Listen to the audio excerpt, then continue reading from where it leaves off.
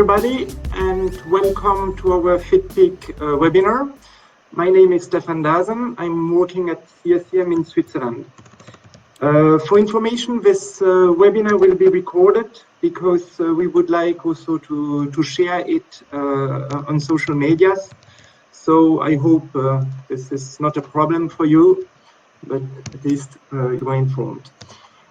So we will discuss about our FITPIG project, which is an interoperable pig health monitoring device. It has been developed in the context of the iOF 2020 European project. And the presenters will be Antonio Jara from HOPU, who is also the coordinator of the project, Anna Bugueiro from DIGITANIMAL, Anders Herlin from the Swedish University of Agricultural Science, and myself, Stefan Dasen from CSEM, as I mentioned.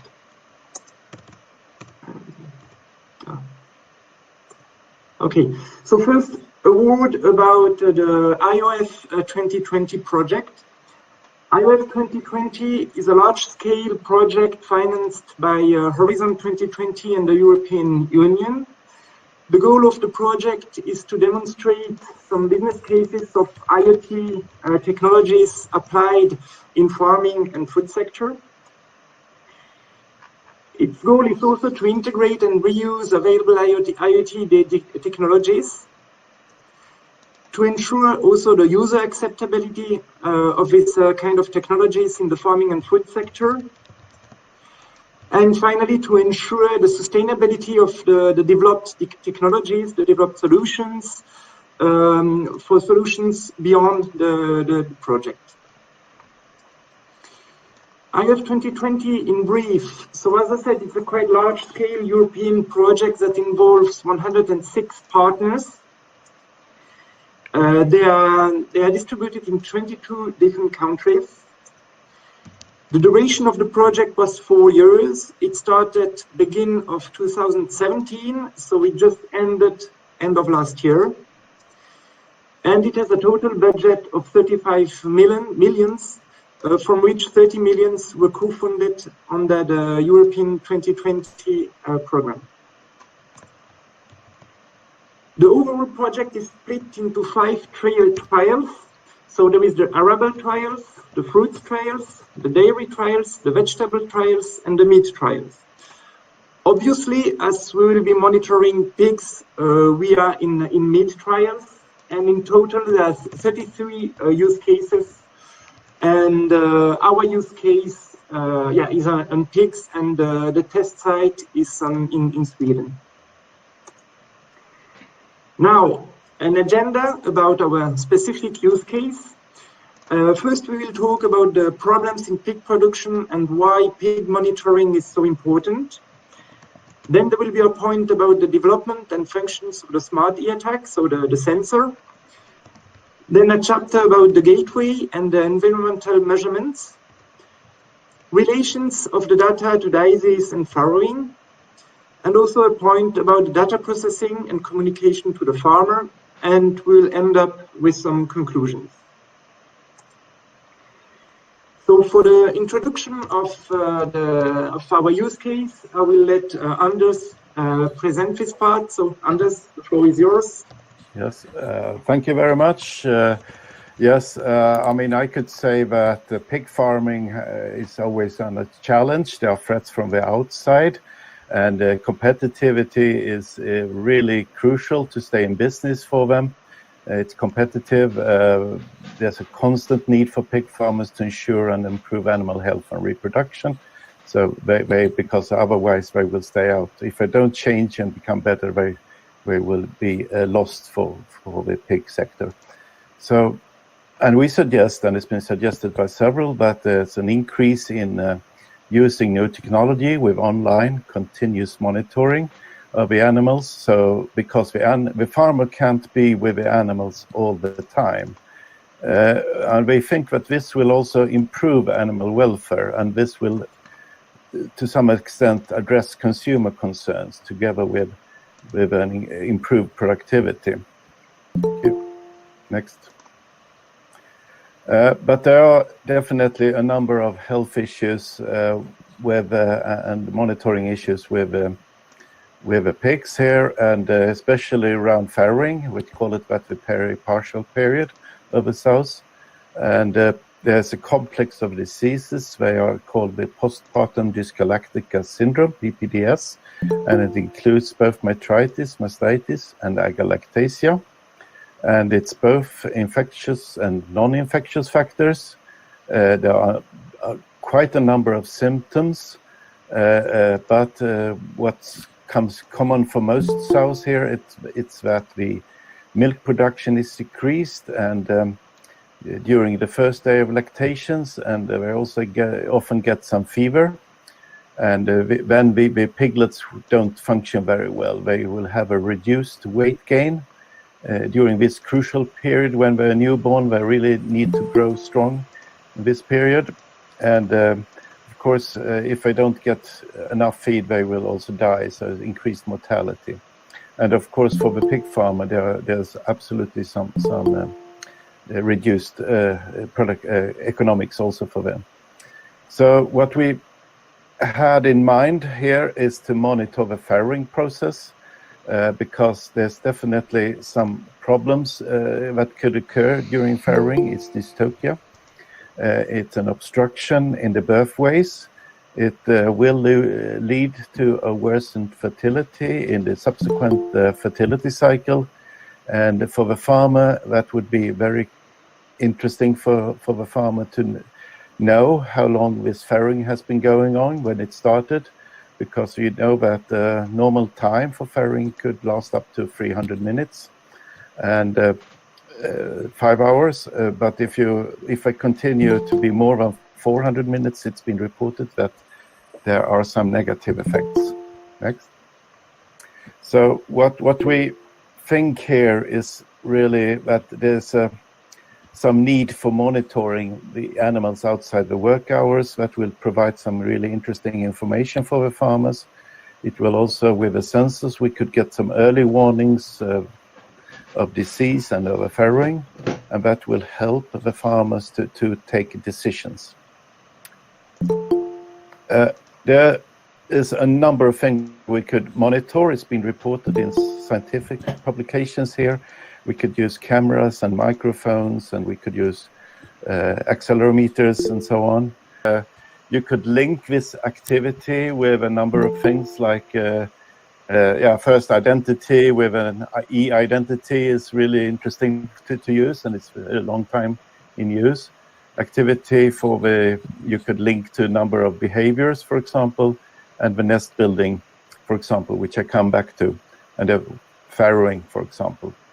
So, and the heart rate is the new thing. It's never been tried before. And so we'll come back a little bit here in the next slides. Next slide there. Yeah, nest building before farrowing is a very well recognized behavior of animals. The sow manipulates the bedding material. It moves the head, the snout, the mouth, and it can start 24 hours, maybe 2 days before farrowing, and or up to 2 days at least, and it ends about when the sow is about to farrow. So, and it's been actually studied in a couple of studies here by Otzak and Louis, and it's quite easily to recognize this nest building behavior from AirTag accelerometers. Heart rate is not exploited in pigs at all, really, at least not from an AirTag and a production perspective. It's been studied in some ways, other ways, but not with a simple device like we have here. But it's but the normal heart rate is mostly linked to activity and stress. We know that the normal heart rate in adult pigs is about 70 to 80 beats per minute. And we generally assume that the elevated resting heart rate is linked to disease and fever. We have a suggestion here that look upon the heart rate variability. That's a variation in time between the beats, and it could be a candidate for health, but this needs to be developed, and we haven't explored this in this project here. Next. Okay, so I will present to you the developments we've done on the smart ear-tag and the function it provides. So here you can see a picture of our smart ear-tag that is fixed on the ear of a pig. It hosts some optical sensors known as photoplethysmography to monitor the heart rate of the animal. There is a 3D accelerometer for the activity tracking. The data transmission is done over Bluetooth. And the device also hosts a rechargeable battery and a solid housing to prevent pig biting. More on that later. Photoplethysmography, what is it? Photoplethysmography can be defined as the measurement of changes in light absorption using illumination of the skin. This means, if you look at the figure on the left, if we consider that the medium is some living tissues, on one side you inject some light, and either you measure the light that is transmitted through the tissues, or you have the photodiode, the photoreceiver on the same side, and you measure the light that is scattered back from the tissues. So both possibilities exist. For example, common application for this type of technology, if, for example, the blood oximetry sensor, so you fix on fingertips of humans, and if you imagine that the tissues is the finger, so on one side you inject the light and you collect the light that is transmitted through your finger. This type of sensor is used, for example, it's used to monitor the blood oxygenation, so the SpO2. Another type of application is, for example, in the smartwatches. So the smartwatches that monitor the heart rate. And if you imagine that the tissues is your wrist, so you have the watch on the top of your wrist, and the light is injected in it, and the measurement is done of the light that is scattered back. Now, what has happened in the tissues? Most of the tissues, such as fat, muscles, bones, skin, we can consider them as having a constant light absorption.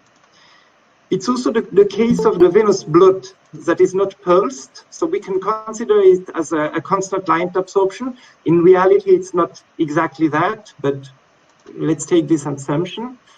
However, the arterial blood is pulsed by the heart rate, and at each heart rate, there is a dilation of the arteries, so the diameter of the arteries grows at each pulse, and this difference of light absorption can be measured. And we can measure quite a lot of features on this type of signal. The most obvious one being the pulse rate, so the time between two peaks that corresponds to the heart rate. At CSEM, we have now 20 years of experience in this field. Our first patents in the PPG field dates from 2001. On the picture, you can see one of our first commercial available product in this field. So typically a smartwatch to monitor heart rate. Some other developments we've done is a kind of a bracelet to monitor the fertility cycles of women. So it also uses the measurement of heart rate and the correlation with the body temperature. That we will also use in FITPIG.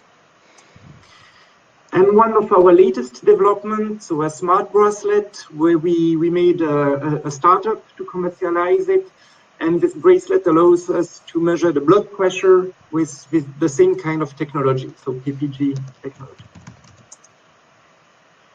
Now, here you can see also one of our earliest development, so the integration of the PPG sensor into a commercial off-the-shelf headphone. As you can see from the design of the headphone, it's quite an old headphone. But anyway, we thought about the possibilities to reuse this kind of technology in the animal field. And thanks to IOF 2020, we had the opportunity to bring this technology into the pig fields. The main challenge we encountered with this FITPIG solution is the fact that pigs are quite curious and playful animals, and they tend to taste everything that is new in their pen. On humans, we never had this kind of problems because usually humans don't eat their devices, apart maybe of some newborns. But newborns don't have the teeth that pig have, and they don't have the pressure that pig can have. Pigs can have a biting pressure the same as the one of an alligator. Of course, it would be only on defensive biting or things like that. If it's just exploratory, there is probably no reason that they bite that strongly. But anyway, this was a major concern for us, as the device hosts a lithium-ion battery. And if the pig bites through the battery, so in the best case, it leads to food poisoning, but the battery could also take fire, and a fire in a barn with a lot of straw and methane could lead to a huge barbecue that would probably not fit to the farmer. So it was very important to us to protect, to shield this battery, and we made an early mock-up, let's say, with an empty housing made out of stainless steel. We glued on some commercial off-the-shelf tags, and we provided them to the farmer on the test site to see how the animals would react to it. The good news is they didn't destroy the housing. Also, the simulations we've done showed that with a full pressure bite of the pig, they could have bite through it, but they probably didn't, because it's a piece of metal. It's probably not interesting to completely chew it. However, we tested several methods of gluing, and we finally found a method of gluing that was impossible for us to rip apart the housing from the ear tag. But the animals achieved to on-glue all of the housings. I don't know exactly how they did it, but they did it. So we had to reconsider the design of the system. And finally, here you can see a model of the final design of our system. So we ended up with a titanium housing. We ended up with a titanium housing to make also the device lighter. We put some rivets to fix the system on the ear tag, and into the ear tag, you can guess here the battery. That is quite a big component, and there is a small opening here because we have the Bluetooth antenna for the transmission. Everything is then fixed with some silicone to avoid also moisture and dust to go into the system. We had the opportunity to validate the heart rate measurements on 3 pigs under anesthesia on agroscope. So on those pigs, we fixed a commercial ECG. So we used as a reference, as a gold standard for the heart rate measurement, and compared the performances of our PPG sensors. As you can see, the heart rate from our PPG sensors follows pretty well the one coming from the ECG. So the technology was definitely working on animals. We did it on pigs under anesthesia. First, for them to accept the ECG, because I guess on fit animals, probably they would have destroyed the ECG in a couple of minutes. So, and secondly, because we were anyway interested in the heart rate at rest. Because we know that the heart rate at rest is correlated to the body temperature. On humans, an increase of 1 degree of body temperature corresponds to an increase of 10 beats per minute of heart rate. There is another study that shows that on buffalo, 1 degree increase in temperature leads to an increase of heart rate of 15 beats per minute. We didn't find any kind of study in this way on pigs, but there is no reason to think that there is no correlation between heart rate and temperature on pigs. Therefore, the heart rate is a good indicator for some health issues and fever. Now, a point about the activity tracker part. As I said, we have a 3D accelerometer integrated into the device. You can see here in green, blue, and red the raw signals of the accelerometer. So on the left part, it's typically an active animal.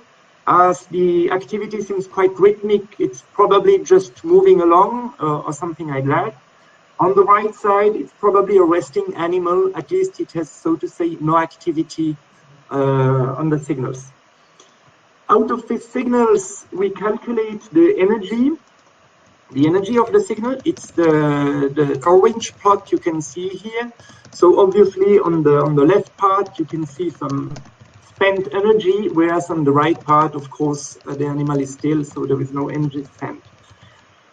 And out of this energy signal, we extract 3 features that could be interesting. First of all, the mean of the energy. So as the name implies, it's the average activity within this time window. We also measure the variance of the energy. The variance can be interesting to see if there is a change of activity of the animal. And finally, we also measure the root mean square that is quite similar to the mean, but it puts a bigger emphasis on peaks activity of the animal. So typically, if the animal suddenly turns his head in a few seconds, it's not representative of the activity of the animal, but it means that, yeah, it had at least a little movement. Okay, for the future, so the technology really provided some very interesting results, as you will see. Our main issues was related to the weight of the system and the price of the system, because as it is now, we cannot make a commercial product out of it. So our first target for the future is to reduce the power consumption of the device. We already have some ideas about that. The most promising solution would be to have remote charging of the battery when the pig goes on some specific places, for example, on the place where it usually eats. It's still some technological challenges for us, but it would be very interesting to investigate this kind of solution. If we are able to reduce the power consumption of the device, it allows us to use a smaller battery, so a lighter battery, and maybe also go to a less dangerous technology, such as an alkaline battery, for example, that would reduce the risks also with this kind of technology. If we have a lighter battery, of course, the overall system is lighter, so this would be also a very interesting side effect. And if we are able to use a less dangerous battery technology, it would allow us also to lighten the housing, and for example, to use a simple overmolding, plastic overmolding of the device that would be much lighter than the current titanium housing that is definitely a Rolls-Royce for pigs. If we are able to reduce the battery size and some housing simplification, it would drastically reduce the price of the sensor, because currently it's clearly the 2 components that are the most expensive into the e-attack. So that's it about the e-attack. I will leave to Antonio to present. Yes, thank you, Stefan. So right now about the gateway environmental measurements, let me introduce you our smart spot. This is an open hardware that has been developed in order to enable and facilitate the collection of the signals via Bluetooth Low Energy. So this is doing first the collection of all the data via Bluetooth Low Energy. from the AirTags that has been presented by Stefan, and at the same time also enabling the connectivity with the global internet via LoRa, GPRS, or other networks like emerging 5G, like narrowband IoT. At the same time, in addition to the use of a gateway to collect all these tags in a massive and scalable way, have also enabled the opportunity to monitor several environmental parameters like ammonia, CO2, and also dust via particle matter. So this has enabled in order to understand perfectly the ambient conditions, temperature, and humidity, because also, as we can see in the next slides, these are the key characteristics that are presented. So the value proposition of these gateways is exactly this: to integrate all the data from the heart rate and activity monitoring using the AirTags, together with the monitoring and improvement of the air quality and all the conditions for having a safety situation for all the monitoring of the SUs.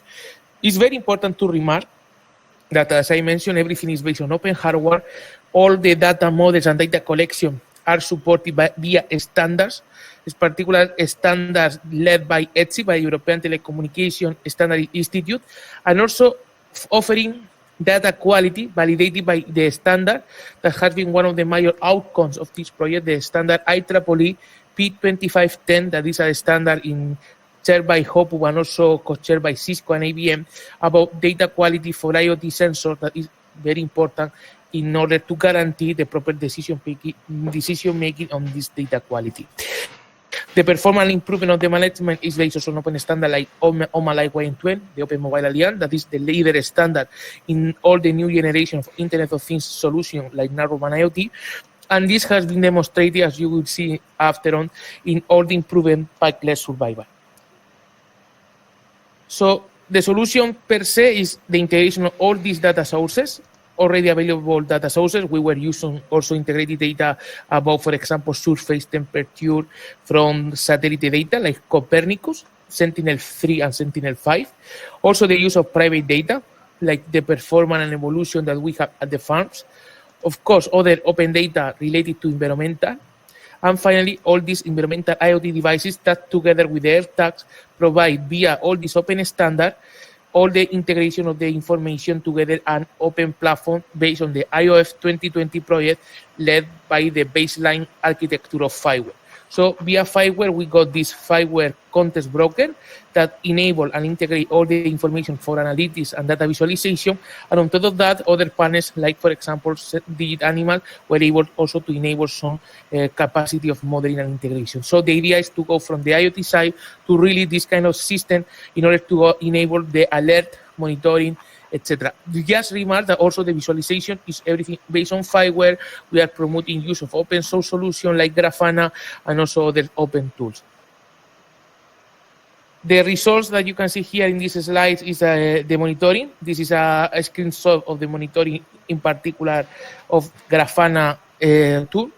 Just for your reference, when you want to use iOS 2020 platform, that by the way, please check the webpage because it is totally open source and totally accessible for all of you.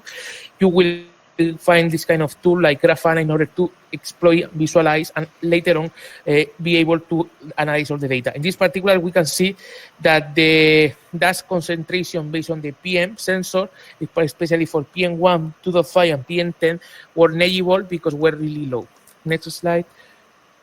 The same way, however, if we go to other monitoring, like for example ammonia, we can see that this was very continuous level of ammonia. It was even the sensor got saturated. This demonstrates that in some conditions we need to provide this better healthy environment, because that can be one of the impact that could impact in the survival of the animal. So this is the kind of information that we are collecting together. For example, also the level of healthy like CO2 and CO level, and also other gases like NO, that is also related to understand the context of other industrial environment and how can be impacted from other side around a business to the farm. The temperature and humidity was also very relevant, mainly because we need to guarantee that all the rooms are between 20 and 21 degrees. But it's important also to use heat lamps and to optimize the use of heat lamps in terms of energy for warming the pigs, and also to get the best and the major potential of survival for the piglets.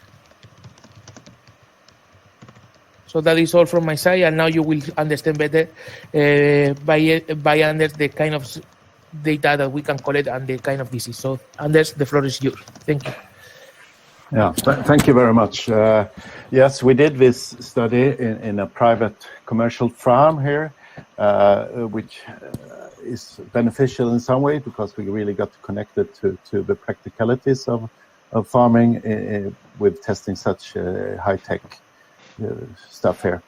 But the cells were moved to the farrowing unit a few days before expected farrowing. We used 10 cells times 7 batches, so quite a number. However, in the end, we will not be able to use that many because there were also some connectivity problems and lost data in some ways. But these are things to be a little bit expected also. But we got some useful data here for it. And when the animals were moved to the farrowing unit, when they just entered it, we put on the air tag with a PPG sensor and the accelerometer, and we also started up with video filming during the whole test period, which was about 10 days, so it included the farrowing and the partial period of the animals. So, and farrowing, the date was noted by the handler, the staff at the unit, but we can also establish the start of farrowing by the minute from the videos by an experienced observer here, and the observer also could have also been able to record the nest building of the animals from the videos.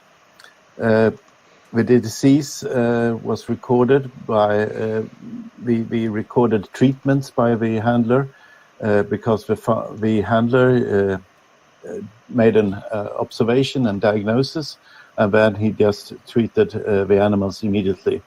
So that was it. The activity data from AirTag accelerometer could easily detect the nest building and farrowing. So you see here the nest building activities is more than a day before farrowing, and it ends, the start of a farrowing starts, and the farrowing would go on for like maybe 5-6 hours or so.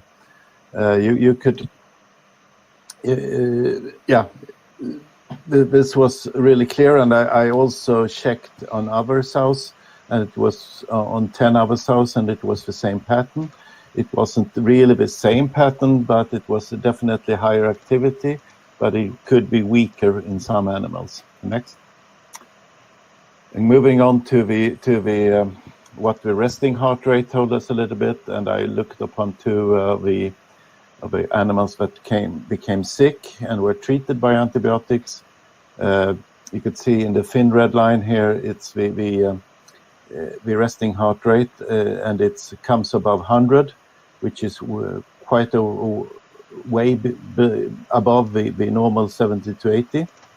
And here farrowing is preceded by the treatment with antibiotics, and you could see that the resting heart rate goes down after a couple of days, and it becomes more normal around 80. There would be some noise in the data as well, but these are things we're looking more into. I have another example in the next slide. You have a blue line for the resting heart rate.